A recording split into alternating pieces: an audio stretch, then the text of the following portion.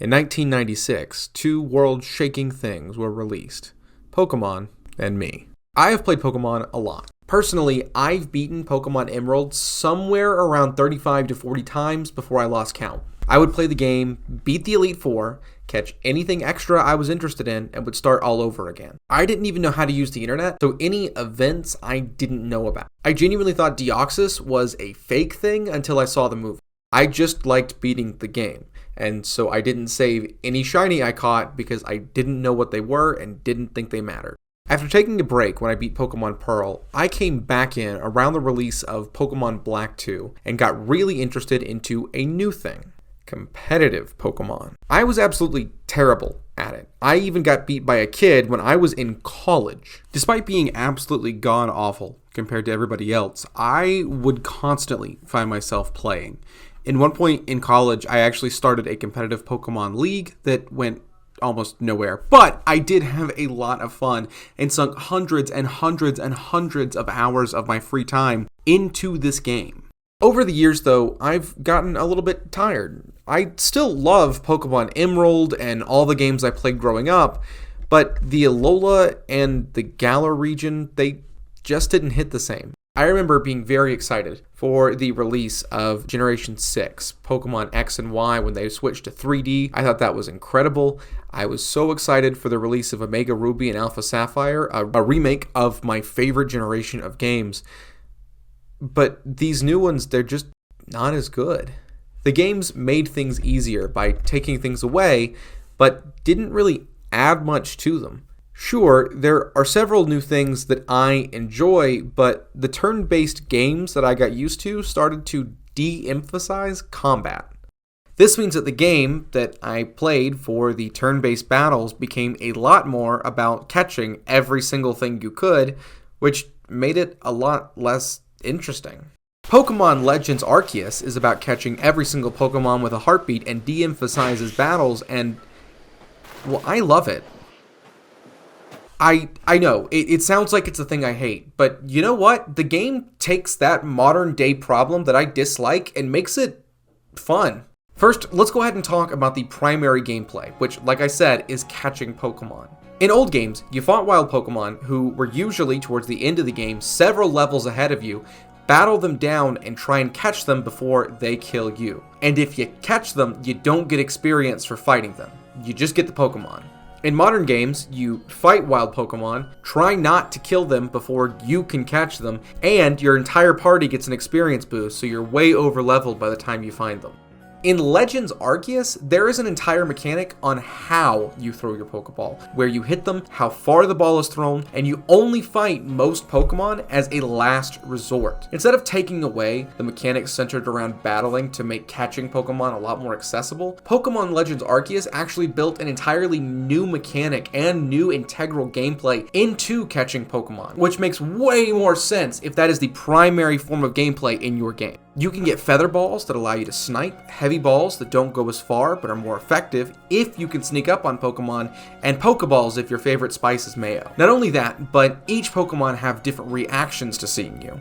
Some are indifferent and don't do anything, like Bidoof. Some run away to avoid getting captured, and some try their hardest to kill you. Yeah, that's right, wild Pokemon will try to put you down. Sometimes it's like a horror game, where these Pokemon are finally off of the leash and ready to sink their fangs into you. I mean, Pokemon are basically the same thing as like old Greek gods, so of course they're gonna command lightning and smite you if you darken their path. Catching Pokemon also comes with a bunch more rewards. Some other Pokemon games have gated progression behind catching a certain number of things. Leaf Green and Fire Red would quite literally stop the player if they hadn't caught enough, but this game takes the opposite approach and finds a way to constantly reward the player just for catching things. The primary way of getting cash is to catch Pokemon and then get paid for the amount of Pokemon you've caught. That's important because money feels a lot more sparse this time around. This is partly because you're using a ton of more items than you normally would, but it can really feel like you are an absolutely broke Pokemon master. But it's not just money. The Pokedex is way different than it was before.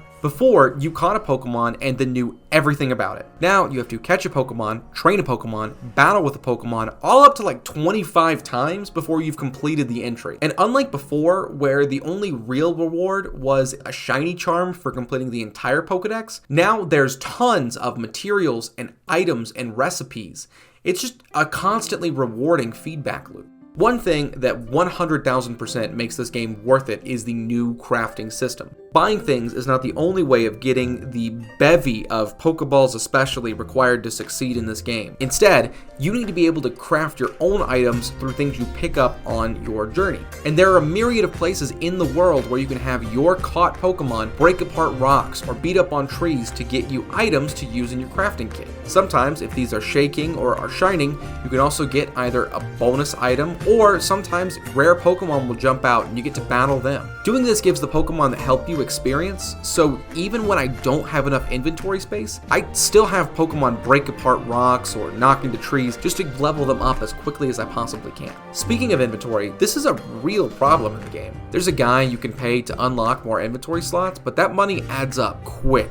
Right now, it costs me like 4K to open up another spot, and that goes up each and every time. You can also lose items if Pokemon kill you in the field, which doesn't happen very much unless you get poisoned or you stumble into a space-time rift. Space-time rifts are kind of like the ultimate random encounter. You can run into alpha Pokemon who aren't in the area normally, and if you're me, an actual shiny that popped up in the single hour I chose to record footage. I've never screamed as hard as I could as I realized the 1 hour I was recording footage for my review, an actual shiny showed up. Oh, it was so cool. Speaking of alphas are the mini bosses of the game. They have red, glowing eyes and are bigger than most Pokemon you encounter. Their levels are usually a little bit higher too. It's really hard to catch them without battling. Some of them it's impossible to catch without battling, and they can take you out if you're not careful. I don't know that this is a real mechanic,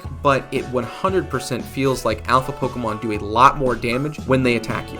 Not just when you are in Pokemon battles with them, but when they are attacking you, the player, it really feels like they're just knocking you around. The game has the basic structure of games like Monster Hunter, where you go out to areas for missions and side missions, but the hub world is a small village where you can buy supplies, get missions, change your appearance, etc. The village is also one of my 2 complaints about the core of the game. It's kind of dead. Like, the world is really cool, and it does change based on completing certain side quests, but in the village itself, nobody's moving. It's just a bunch of statues that you can kind of go up and talk to, and they're usually pretty cool and have a decent level of personality, but it's still kind of empty. The other major complaint I have is the story. Right now, I genuinely have no idea what's going on because I am not going to sit and read these walls of text they keep putting in front of me. The game lacks animated cutscenes and voice acting, so it's a bunch of still models just kind of standing around and talking to each other. Their faces are animated, and the things they say can be pretty interesting, but this is 2022, and this is the biggest franchise of all time. Literally, the Pokemon Company is worth $100 billion. They can, at the very least, add in just a little bit of voice acting. There's a lot more I could gripe about, including what I want for the sequel. But here's what I'm going to say. This game is good. It's not what I wanted, but I am really happy with what I got. I'd give this a solid 4 out of 5, and I hope forward we get more games in this genre. What I do not want is for this to be the only style of games going forward. Please, Nintendo, just give me decent combat and a regular turn-based RPG like you did before. It is the only thing holding these games back. Just do what SMT5 did, and you're golden. You know, I probably should make a video about that game.